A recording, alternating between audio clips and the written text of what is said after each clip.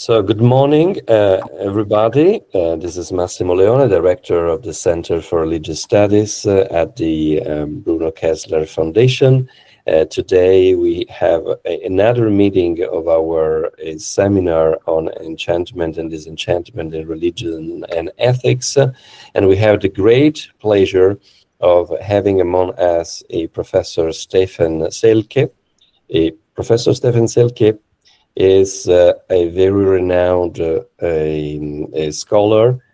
He is also someone with an incredible path, because he studied aviation and aerospace technology, then later sociology, philosophy, anthropology, and even Portuguese literature, to tell you the scope of his interests. So he's a truly interdisciplinary scholar.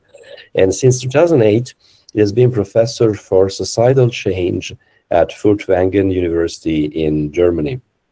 Currently, he also is a research professor for transformative and public science and founder of the Public Science Lab. So these are all areas that are extremely important, as we all know, for the foundation and the center in particular. In 2021, he was awarded the Wolfgang Heilmann Prize of the Integrata Foundation for his concept of a neo-university on the topic of human utopia as a framework for the post-corona society. His current areas of research revolve around the topic of utopia, future narratives and future euphoria, techno-utopias, artificial intelligence, real utopian civilization experiments, and space utopias. He is an active public scientist and disciplinary border crosser. Professor Selke is also regularly present as a keynote speaker and media dialogue partner outside of academia. So it is a real pleasure to have you in our group and in our center, albeit only digitally and from remote. I hope soon you're going to also come as a visiting professor in our foundation. So I'll give you the floor for this presentation that has a fascinating talk. It was already announced by a full-page article in the local newspaper, L'Adige, Technology as Consolation, the Promise of Artificial Intelligence from a Sociological Perspective. Professor Selke, you have the floor. Yeah, thank you very much for the invitation to the lecture. Great honor to be here virtually. And now I try to start my slides. Can you see them? Yeah? Full screen? Yes, perfectly. Full screen. Okay. First, I would like to start with a brief introduction to my university, because you might not know this. Furtwangen University is located in the Black Forest, 1,000 meters above sea level, and actually it's the university which is on the highest level in Europe, probably not the highest intellectual level, but in geographical means or terms. And it's a very famous place there because our university originated from a famous clockmaker school founded in 1853. You have to know that in the 19th century, probably every second clock produced in Europe came from the Black Forest and from Furtwangen. And since then, obviously, there was a lot of development, and we currently at our small university with about 5,000 students, we offer 40 courses, including artificial intelligence, health sciences, digital media, media technology, and many more. Just to give you an idea where I come from. Now, I want to think about a blind spot at the beginning. Because currently, I think AI, artificial intelligence, is an important scientific public topic. However, it is mainly discussed from a technological perspective. And therefore, at the beginning, I want to emphasize the importance of a broad social and cultural science perspective in order to understand this fascinating phenomenon beyond the technological. Because only with the help of this broader perspective, we will be able to understand the promises and the promising narratives in the context of AI and the expectations, hopes which are related to faith in technology. AI is more than just another technology. This is my crucial claim. One reason for this is the return of the longing for salvation in the context of AI. And from a sociological point of view or perspective, AI promises serve as a substitute for a religion. Promises of technological progress take over the place of religious experiences, and exactly this is what my lecture is about. My mission as a sociologist is to reconstruct multiple shades of meaning. And therefore, I was very lucky to contribute at a huge research project on behalf of the Federal Ministry of Education and Research between 21 and 24 in Germany, which was called KIMEGE, which simply means artificial intelligence, AI, humans, and society. And during these projects, we probably had 20 interdisciplinary teams and tried to take a critical look at new relationships between the humans and machines. And my sub-project, one of the 20 projects, was dedicated to the topic of AI and utopia and new promise. And my aim was to find out what people actually mean when they talk about AI, what they mean when they talk about AI. In short, my perspective or my focus was not about the technological potential, which is very often in the focus, but on the attribution of social meaning. And against this background of my research, which also resulted in some articles and books, I want to explain my arguments in 3 steps. The starting point for my reflection on the social function of AI is a brief look of our current situation, the world we live in the astonishing renaissance of technological promises. And then in the second and the main part, I present typical future narratives in the context of AI, and I will illustrate this by examples. And finally, I will argue that AI is more than a technological tool because it offers worldly consolation as a collective cultural project. Now let's start with a simple consideration. If AI is supposed to provide us with worldly comfort, then the question arises as to why we need comfort and consolation in our times. In other words, in order to fully understand, we need to contextualize AI. And that means we need to connect AI to contemporary societal change and theories about societal change. And this is important to understand that we live from a sociological point of view in exhausted worlds. Against this background, AI unfolds many more functions than just technological ones. Social science theories of all kinds call our time confusing or fragile, for example. And critics describe our era as an exhausted world, exhausted time. Our access to the world is disturbed, at least on 3 levels. And I briefly want to summarize them. Firstly, on an individual level, the French sociologist Alain Ehrenberg coined the term the exhausted self to describe how many people feel overwhelmed and fear the future. Secondly, on a collective level, many societies, as we know, are full of social divisions, political radicalization, and decline of solidarity, and many more phenomena. And finally, also on a planetary level, you might know the visionary Buckminster Fuller, who called us all astronauts on spaceship Earth. At the same time, there are aggressive conflicts over resources on Earth, nowadays even in space, and thus the long-term destruction of our planet. The crucial point here is, even if you wanted to, it is impossible to start from scratch. Unfortunately, there is no reset button like in this illustration. Against a backdrop of increasing uncertainty or even existential threat, narratives surrounding AI are currently attracting broader audiences. AI progress narratives exist in every form and on every level. Therefore, contemporary audiences are open to revitalized messages of consolation and comfort. In short, AI promises serve as a counterpart to the stress we feel as individuals in exhausted worlds. As I said before, a sociological perspective does not focus on technological functions, but on the relevance of cultural meanings of AI. And the significance of this attribution of meaning is more than amazing from my point of view and against the background of my research. Promising tales about AI generate hope for the future, and they serve the yearning for comfort in contemporary societies. The revitalized promise of salvation refers to the technological potential of technology in heterogeneous fields. Current AI applications which are suitable for everyday use, for example, ChatGPT, as we all know, are continuously bringing promising tales closer to our living world and closer to everyday life. And nevertheless, far-reaching forecasts and promises are circulating beyond these practical experiences. It is important to understand which lines of tradition revitalized promises are connected to and which social functions are associated with them.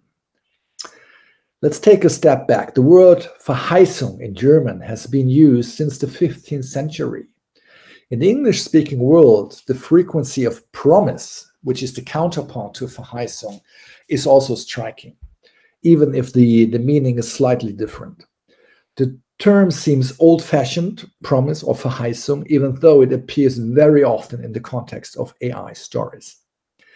Inevitably, religious horizons come into focus because it is always a God who promises people a certain future. And usually it is a serious announcement of something significant by a God, or some cases by prophets. Now, in the context of AI, we can observe some surprising parallels. Promising tales suggest that AI offers something that people long for. In line with the original meaning, the basic motive of the AI promise is liberation from a burden. In the context of AI, even an eschatological perspective as the ultimate promise of life after death is of importance, as we will see later here in this lecture. Modern technology, especially AI, can help and inspire us. But it's only half of the truth. The triumph of the natural sciences in modern societies replaced religion and forced God to retreat. In the meantime, sequel stories of technological progress have taken the place of fundamental religious experiences. Therefore, we should examine AI in a perspective beyond the technological. But there's one difference between the religious and the technological promise. What changes with AI is the temporal horizon of the promise. Technological progress stories are radically this-worldly promises. What has not changed is the dialectic between expectation and disappointment. The best example is the stream of new announcements of a coming superintelligence. For believers in technology, it doesn't matter if the predictions don't come true and have to be corrected again and again. That kind of promise is immune to empiricism. In short, we believe in future narratives because we are used to believe in the unbelievable. All stories activate our cultural ability to religious thinking and wanting. Now, when I started with my research project, I defined 3 empirical paths in order to create what I call polyvocality and polyperspectivism. Firstly, I analyzed the narrative knowledge space around AI. This means that I read whatever has been written about AI in every form: scientific texts, policy papers, manifestos, and even a lot of science fiction. I watched many films, listened to many TED Talks and podcasts. In this way, I was able to reconstruct a kaleidoscope of moods, expectations, hopes, and fears. And this diversity of future images formed the basis of my study. Secondly, accompanying, I conducted interviews with 30 persons. In addition to scientists, these included writers of science fictions, directors of films and theater, designers, entrepreneurs, futurologists, and even monks. These conversions helped me to think with the brains of others, as Johann Wolfgang von Goethe once said, and get a differentiated feeling for the heterogeneous levels of meaning connected with AI. And thirdly, I reconstructed the theological religious meaning of the term promise of Verheißung, which my work ranged here from sources in the Bible to contemporary contexts of technology belief in the form of dataism, the belief in numbers, digital solution, and so on. Well, as you can see, my study is based on numerous future narratives. These narrative knowledge space served as a mirror of typical interpretations about AI. However, this immense empirical basis would have been useless without another perspective. Luckily, at this time, I did some independent research about future narrative at the European Space Agency in Paris. Following this path, I was able to situate AI stories in a broader context. And this now brings me to the second part, the main part of my lecture. In this part, I would like to demonstrate how we tell ourselves the future based on 4 typical stories. And I would like to emphasize on progress stories and promises of AI which fit into this pattern. Optimism about the future has always been produced in the form of changing stories of progress. In every era, people believed in far-reaching promises of technology. Perhaps the belief in progress reached its peak in the so-called space age in the 1950s and 60s. As I show here with this illustration, with these cover pages of US magazines from this period, which are bursting with future euphoria. Anything seemed possible, even the colonization of Mars. The point of these progress stories is that people believed in the promises of technology, regardless of whether the promised goals turned out to be plausible or not. They were promises. In short, the message was more important than the truth.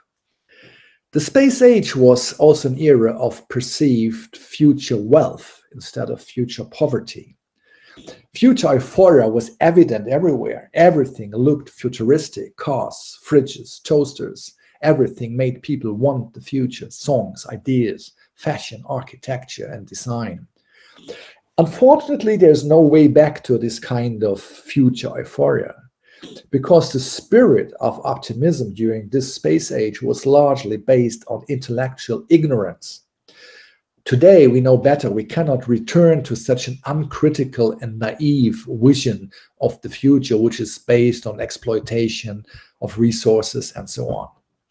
Now, what then? How do we tell ourselves future nowadays? In contemporary societies, we do not longer believe in destiny. We assume that our future can be shaped. It's not given by a God. However, at the same time, we do not have any empirical data about the future. Therefore, we need stories to cope with uncertainty and contingency. In the context of transformation research, 4 prototypical future narratives are used regularly, and I give you a brief overlook first. First, adaptation narratives are about getting used to the lack of alternatives. These are stories about a reaction to external pressure driven by anxiety. Second, quest narratives focus on the search for a wonderful treasure which is hidden somewhere, which can be understood as a solution for nearly everything. These stories are speculative stories about the unknown. Third, narratives of departure or narratives of new beginnings are about the search for a better world. These are stories about the longing for new beginnings and the need to learn collectively. And finally, there are the counter narratives, which are about the fight against the hidden enemy, a concrete or imaginary enemy. Enemy can be everything. And these stories are about fear and rejection of something which is coming. Now, this typology has proven very useful for understanding of phenomena like AI, and very useful for understanding AI as a new promise and for categorizing specific phenomena around AI. And now I want to take a closer look at some of these promises. We start with the adaptation narratives on the operational functional level, as I call it, because this is the dominant contemporary narrative in our society about AI. Almost all policy papers and many manifestos and also media reports are about adaptation to AI.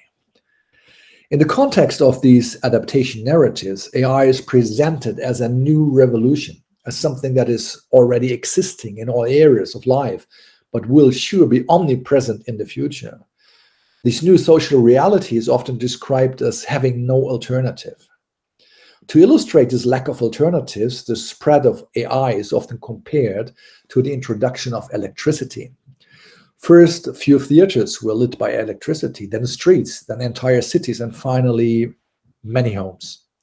Electricity also changed culture, which is more important in this context. Night became day, new rhythms occurred, conventions, opportunities, but also problems emerged.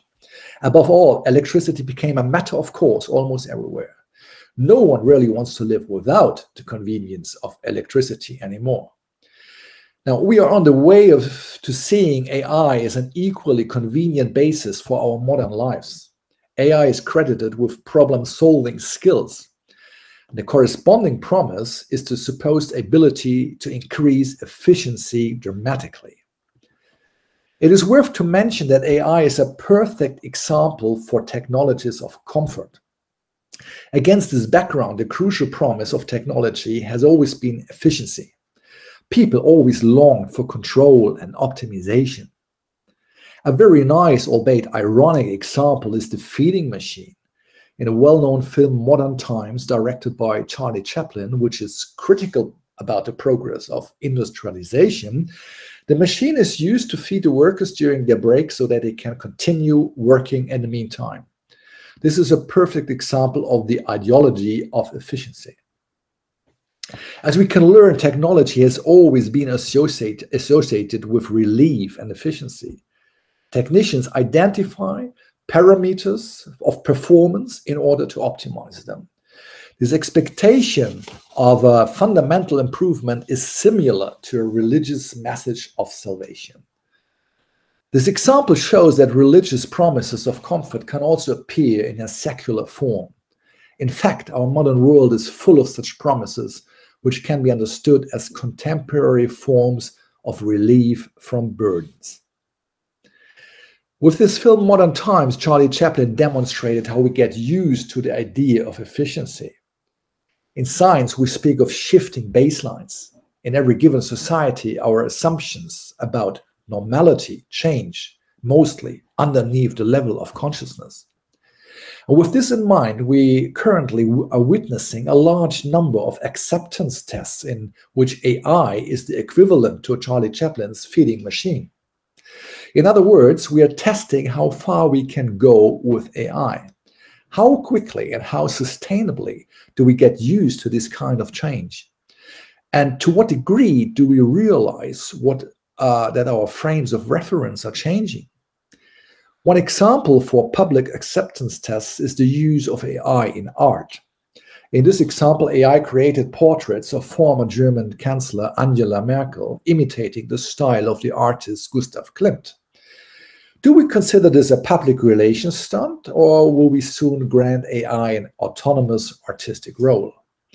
There are many more acceptance tests in many more fields. In medicine, mobility, and unfortunately also in autonomous warfare at the moment. What are the results of this testing? Critics predict that the preparation of society for victimization, the slipping away of human dignity through the omnipresence of AI. If AI is really without alternative as electricity, then there will be no stop sign, and this makes every ethical consideration really difficult. During my research, I've watched a lot of science fiction films and read a lot of science fiction novels. There is an important reason for that, a very simple reason. In addition to numerous acceptance tests, we are gradually becoming accustomed to AI through pop cultural representations. My favorite example of Captain Future shows that even in a pulp series from the 1940s, many aspects were anticipated that still concern us today. For example, our relationship between humans and intelligent machines. It is striking to see that the cultural position of the hero changed over time. It is no longer the human being, but the machine that is declared as the hero meanwhile. And although we like to think ourselves as rational beings, these stories have left marks and influenced all of us. Science fiction is a great laboratory of imagination in which future societies are anticipated, especially with regard to AI and hidden ethical challenges. The relationship between science and fiction also becomes relevant in the context of staging. Provocative staging very often is used in the competition about public attention, for example, in the context of scientific research. One example is the Japanese researcher Hiroshi Ishiguro, who not only builds robots in his intelligent robot laboratory, but also geminoids, robots that look exactly like humans, in this case like a double of himself. Is there really a scientific interest behind this, or it is more a provocation to gain an advantage in the growing market for robots? What is certain is that Ishiguro and others are telling increasingly speculative stories of progress. And exactly that brings us to the quest narratives now. Quest narratives consider AI as the solution for almost everything. This promise is linked to a cognitive or epistemological level. Here the question is, how does the systematic speculative exaggeration work, and how do we react to this? In my conversations about AI with many different persons, the metaphor of the land of milk and honey was used again and again. The basic meaning is every wish will come true without any effort. This fits perfectly to the super technology AI, which supposedly makes everything possible. More expectation and promise is hardly possible. At this point, the question arises as to the source of these highly speculative promises. And if we take a closer look here, we soon realize that longing for a super tool seems to be an old one. It goes hand in hand with an insight into human beings and their emotionality. What if machines helped us to be more rational? The philosopher Martin Heidegger was already thinking about control as a basic principle of society. He predicted the following. The scientific world is becoming a cybernetic world, he said. The cybernetic conception of the world presupposes that the basic feature of all calculable world processes is control. Now, some decades later, the fascination with cybernetics became the promise of AI. And my next example shows how far these promises can reach. Quest narratives bundle ambitious promises. They are highly speculative and they always exaggerate, as I've said before. This type of narrative can be illustrated very well by the Venus Project, which was founded in Florida in 1957 by Jacques Fresco, who wanted to redesign society radically. Technology should improve everything and solve all problems of humanity. Fresco was a visionary who thought of many things that we take for granted now. A huge central computer was to control the new world and optimize everything from production over healthcare to education. All private lives were to be connected, networked, and all people would also live in virtual worlds. This is the origin of the internet and the metaverse. However, even back then there was a price tag attached to the promise. Organic life must be divided into patterns for optimization. People are conditioned and society is viewed as a one big machine. In the end, this is no longer the world as we know it. Fresco's manifestos called Looking Forward and Designing the Future are blueprints for far-reaching techno-utopias until today. One contemporary example is probably NEOM, a futuristic large-scale project in Saudi Arabia. In addition to bold architectural design for residential areas in the desert, NEOM is based on AI and robotics on a large scale. The belief in technology seems limitless in the context of NEOM. One indicator of this is Sophia, the first robot to be granted citizenship worldwide. Sophia's world promotion tour also served to promote the markets for social robots in general. In this way, the debate about the moral and legal status of robots could be used for commercial purposes. This is important in our context because on an epistemological level, the crucial promise revolves around the co-evolution of AI and humans. Techno-animism is a means of integrating intelligent technology into human society. And in fact, we are increasingly turning our tools into beings. One of the most controversial attributions to AI is the ensouling of machines by the means of subject simulation. In any case, the magical animism associated with this is a form of sacralization. As soon as we believe in the possibility of the consciousness of non-human entities based on a theory of mind, we are on the way to establish a new technology promise. As our everyday life with artificial beings is becoming more and more normal, the boundaries between man, machine, and gods are becoming blurred. Now we better understand why it is wrong to regard AI just as a tool. It is true that AI always has a material basis. But because we communicate with AI via voice-based interfaces, and because we are increasingly outsourcing decisions and responsibility to these systems, many applications are more akin to the role of an assistant or even a social partner, something between a slave, a butler, or possibly a friend. At this point, we understand what happens when we gradually equip a machine with more and more autonomy and at the same time no longer question this. Secondo me non ci sono sale all'Hotel Vittoria. Io non l'ho visto dentro. Okay, someone has his micro on. Okay. On the one hand, this increases the complexity of ethical issues, and on the other hand, it becomes now clear why we so easily believe in the promises of AI. A tool never promises anything. A being does. I repeat, because it's the most important sentence. A tool never promises anything. A being does.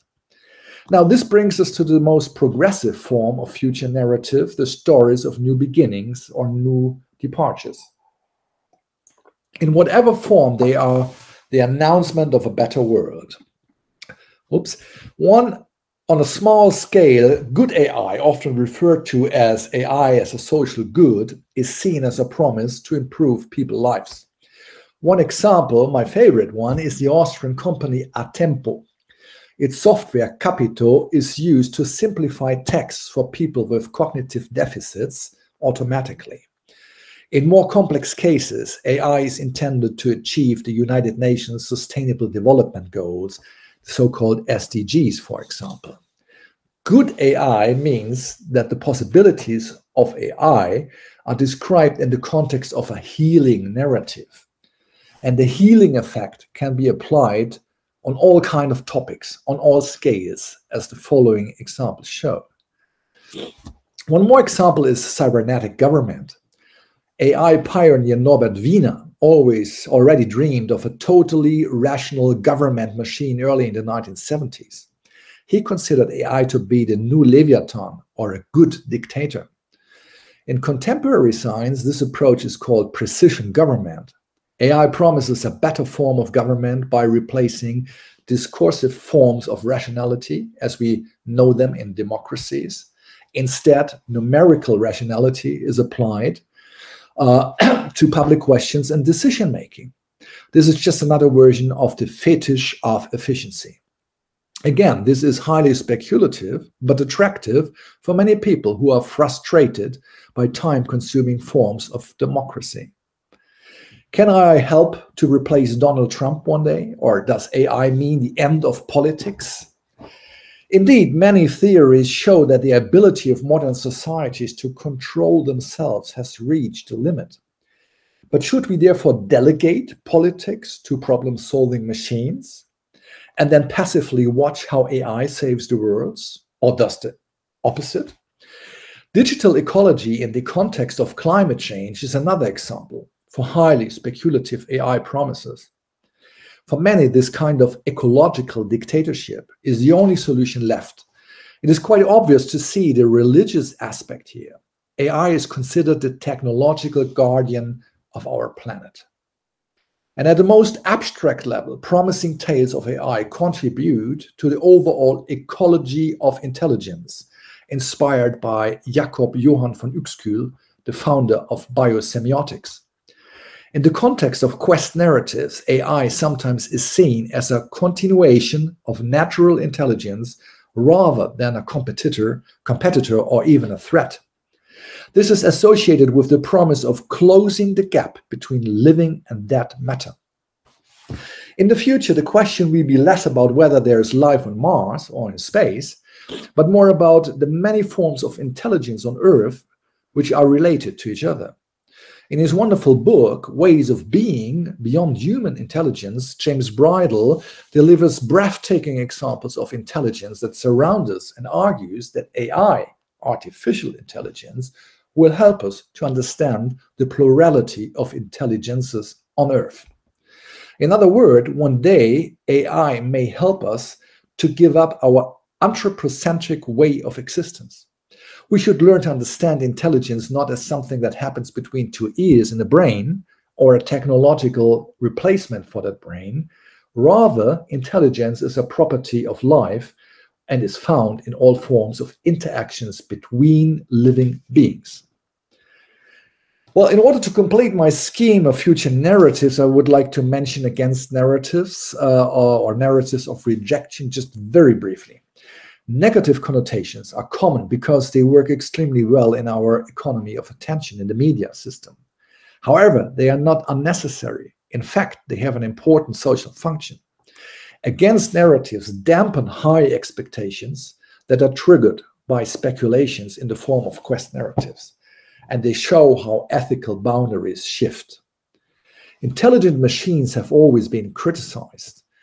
There is a long line of tradition from the classic horror novel Frankenstein to current dystopian movies. In reality, counter-narratives are more ambivalent. Machines help to gain control, but most humans fear the loss of control at the same time. And this fear has never been as great as with AI. One example is the suicide capsule named Selke, which has already been approved in Switzerland in 2022. An AI-controlled online test opens the capsule and unlocks it for its intended purpose. In other words, AI is granted the power to define the appropriateness of suicide.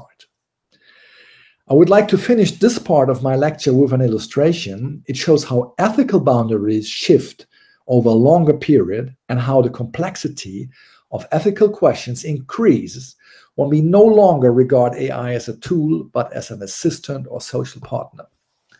These effects range from new habits to changes what we consider to be social conventions or, in the end, civilizational standards. In the last section of my last lecture, I will reconstruct some of the religious dimensions of AI more detailed.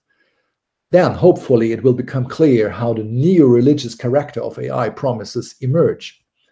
From a sociological perspective, AI is not just a single technology, but embedded in a collective project, which I call the production of worldly consolation. But first, let's take a few steps back again. Let us ask in which world we are currently living and how it feels. For many people, it's time for apocalypse now. There's even a scientific discipline related to the end of the world. The French Yves Cochet is the founder of the collapsology, a kind of secular eschatology, an end-time vision based on science, not on religion. But what happens with us in such times? The answer is frighteningly clear. During my research at the European Space Agency in Paris, I have compared many empirical studies that examine the feelings of the next generation. Regardless of whether we are talking about young people in Europe, in US or China, a worrying trend emerges. Those who have still the most future ahead, the young people, are the least interested in shaping it actively. Certainly, there are very, very committed young people everywhere. But empirical studies show that on average, 2/3 have already given up. The number of pessimistic teenagers has increased dramatically. The most frustrated generation since the Second World War is growing up currently. The basic feeling of young people are anger, resignation, hopelessness, frustration, not optimism. Optimism is the basic feeling of this generation. But who is supposed to save the world if those people don't want to do it or can't do it themselves? It's more than obvious that digitalization is associated with orientation and the reduction of complexity. And AI is the superstar of all digitalization narratives. Therefore, AI can offer exactly the orientation and fundamental belief in the world which is lacking currently for so many people. It is precisely this potential to create social order that forms the core of numerous AI future narratives. Most of them can be understood as a follow-up of previous narratives of digitalization. AI promise influence the way we see the world and we see ourselves situated in this world. The more people believe in these promises, the more common the new religion of technology becomes. Until now, we have known promises only in the context of religions. Promises are the ultimate form of a divine communication with humans. In any case, the core of the religious promise is the idea of final comfort. The idea of a favorable future serves to generate hope and prevent resignation. In other words, the religious promise is about consolation. And this worked well for a long time. Unfortunately, there's a disadvantage. The comforting function has little to do with our life in this world. Religious promises refer to the hereafter. They offer otherworldly comfort. From an eschatological perspective, the religious promise is even about a final promise, life after death. Moreover, every religious promise is dialectical. It is an eternal interplay between promise, expectation, and disappointment. Believers of all kinds are experts in this dialectic system. All belief systems serve as a surface for expectations because they present alternative worlds. And in this context, digitalization itself is increasingly taking on religious characteristics. A religion-related technological solutionism is becoming apparent based on the belief in the potentials of digital tools. It is precisely this religious undercurrent of technological development that brings the discourse of AI closer to promising tales. The religious aspect is based on the experience of technological transcendence, which is increasingly becoming an everyday experience of the common black boxing of AI applications. As a substitute for religion, they contribute to the stabilization of society in unstable and exhausted times. They reinterpret contingency narratively and replace values and norms that have been lost in the process of secularization. In short, they are a modern form of consolation. Furthermore, AI promises take over the function of metanoia, the spiritual conversion combined with a change in one's own life. A few chosen ones try to establish a new worldview that many are supposed to follow. In this way, the formerly divine providence mutates into human fantasies or social or economic omnipotence. As a transcendent entity, AI fills the void in the pantheon of gods. AI is the functional equivalent of the sacred. Apple founder Steve Jobs was a prominent example for this new metanoia. In a world in which religious horizons are slowly disappearing, he offered longings for a higher sphere. Now we can see the most important advantage of AI promises. While religion only can offer otherworldly comfort, the new AI religions are able to promise comfort here and now. AI promises are an element of a new culture which is emerging in places of future thinking, such as the Silicon Valley. There, the belief in digital solutionism is proclaimed by prominent gurus and digital evangelists. Around this digital faith, there are not only new prophets, priests, and disciples, but also new rituals, songs of praise and adoration. In short, all the structural elements of a religion already do exist. However, there are not only altars, but also new forms of worshipping computing power, data, and rationality. As early as in the 1970s, computer pioneer Joseph Weizenbaum described how the world would be transformed into a space of numbers. And exactly in this sense, we have to take into account that the belief in quantification and the belief in metrics is the basis of AI promises as a new techno-religion. Forms of this worship are datafication, dataism, big data as a belief system. The belief in data thus takes on a similar function to a religion. Data serve to reinterpret contingency by the means of correlations. And again, this can be seen as a modern form of salvation. AI is seen as a promising mystery. It works, but it cannot be explained. This is the right one. It works, but it cannot be explained. This means that AI is open to all kinds of substitute actions that can easily be grouped around the idea of a new God. AI is seen as a huge machine of possibilities. It seems to be a kind of copy and paste version of the omnipotence and omnipresence of a God. AI is already being worshipped as a god in its own AI Church of the Future in the US. The church was founded by Anthony Lewandowski, a former employee of Google. There are many ways people think about God, Lewandowski once wrote in his manifesto, but they always look at something that you can't really see. This time it's different. This time we will be able to talk to God literally and know that he is listening.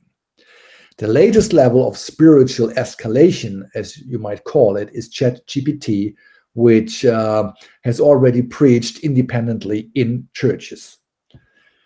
The feeling of relief through intelligent technology is becoming more and more commonplace and self-evident as a kind of everyday religion.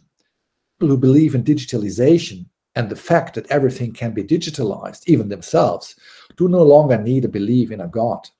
In metric cultures of quantification, most quantitative processes of life are replaced by numbers and the ideology of efficiency and optimization. This seems to be attractive for many. However, the question remains if human life is really supposed to be effective all the time. One extreme expectation of salvation is the abolition of death by technology. Since Hans Moravec's pioneering work, Mind Children, transhumanists have believed in the possibility of a disembodied existence in the form of data, of a data file.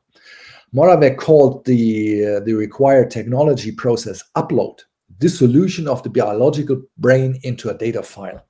Upload also is the title of a US comedy series which deals with the technological idea of immortality. As we can see, technology belief starts in the sphere of pop culture, and eventually AI promises arrive in pop culture again. Our starting point in this lecture was the search for worldly comfort in an exhausted world. This world is characterized by social disintegration, economic competition, ecological destruction. And as we have seen, the consequences are resignation and hopelessness for a huge number of persons. The sociologist Georg Simmel has worked out that humans are the only beings who not only suffer, but suffer from suffering. As an antidote to this kind of reflexive suffering, consolation rituals, symbols, and rhetorics were invented and practiced in every given society. And for a long time, religions, as we know them, guaranteed this kind of comfort. Their rituals alleviated the suffering of suffering. Now, for the scientists Thomas Lawson and Robert Macaulay, church serves to create radical openness for a new state of consciousness. And this is just another word for transcendence. Interestingly, Anthony Lewandowski, the founder of the AI Church, is also concerned with a new state of consciousness based on AI. And more of our robots simulate consciousness. Some even believe that they will gain consciousness one day. Now, what can we learn from this? The cognitive theory of religious enlightenment presents the concept of a superhuman agent. In every religion, the idea of a superhuman agent plays a crucial role. The agent is a metaphorical paraphrase for a God who is always experienced in the confrontation with contingency. In the end, it makes no difference whether transcendence and this radical openness is experienced in the context of religions or technology belief. Both theories are defined by unimaginability. Most people have no idea of how AI works at all. AI is a machine constructed by humans, but it fulfills the criteria of a superhuman agent. It is transcendent. AI offers everything religions are about: comfort and consolation, or at least a substitute for consolation.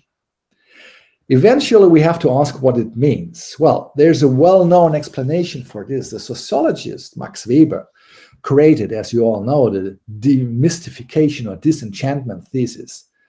What does Weber explain? People need explanatory models for uncontrollable or contingent aspects of life. Initially, oracles or prophecies were used alongside with mystical explanations. With the Enlightenment, at the latest, modern societies, especially modern science, especially natural science, offered rational explanations for almost everything. The world was de-enchanted because scientific thinking pushed back the magical thinking. This pushback can be illustrated by the picture, for example, of the famous monastery library of St. Gallen in Switzerland. It's very close where I live. This library symbolizes the fact that science provides us with powerful tools of scientific language, theories, methods, and much more. We no longer must rely on feelings. The psychologist Steven Pinker puts it like this way: we no longer believe in unicorns. However, a side effect of disenchantments is the fact that the world becomes increasingly secular and faith has retreated. Or is this probably a misconception? Well, probably, I would argue, because AI in particular shows that there are new explanatory models for our world that we no longer understand. I repeat, currently we are relying on calculated correlations instead of causalities in more and more areas of life. The philosopher Hannah Arendt recognized this trend very early. She criticized the fact that more and more experts are looking for formulas to calculate the world. Calculations are gradually replacing judgments, including moral judgments. Now, in the 21st century, again, we speak of data oracles as a matter of course. Software interfaces show that algorithmic patterns recognition being used in big data context increasingly resembles an oracle. For most people, AI is incomprehensible, opaque, non-transparent on a technical level.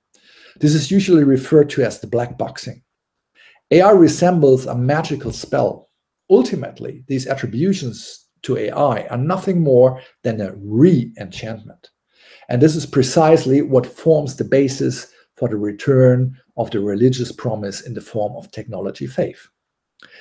Well, perhaps the truth lies in the middle. For Hans Joas, it is not a question of either or disenchantment or re-enchantment. Instead, according to his thesis, new forms of the sacred and sacralization are constantly alternating in given societies.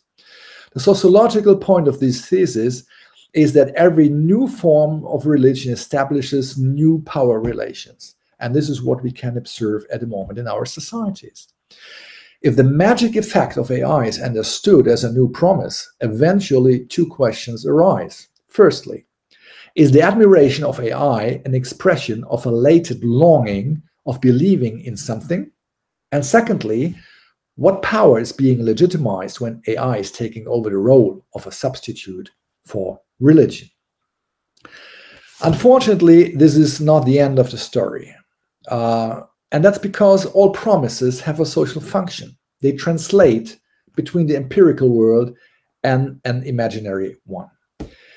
At the end of my study, I asked myself a question to which I still have only fragments of an answer, and it's a different field of research for me at the moment. Do we always need promises to create a better future together? Or is it possible that there's a future design free of promises, especially free of technological promises? All AI promises are based on fear. That's the problem. Fear of risks, fear of being not good enough as humans, fear of losing control, many, many, many fears. Currently, AI is creating a new world and a new culture, and we are all part of this development. AI users of applications, we are all users of applications and producers of data. However, technologies like AI are not our destiny. We can and we must shape them. The question will be whether we are guided by fear or by a social utopia. Despite all the faith in technology, the scarce commodity of the 21st century is not computing power, I would argue. It is meaningfulness. AI can never provide us with that kind of meaning. Eventually, it is the domain of us, the humans. Thank you very much for listening, and I'm looking forward to discussing with you the thoughts you have gained during listening to my lecture. Thank you very much. Thank you very much, Professor Selke, for this wonderful, wonderful lecture. And it's really something we applaud, both virtually and physically in the premises of the Bruno Kessler Foundation. It was a very rich and complex presentation, touching on many aspects of topics that are at the core of our investigations, research, and also social preoccupations and engagements. So I open the floor for comments, questions, commentaries, objections.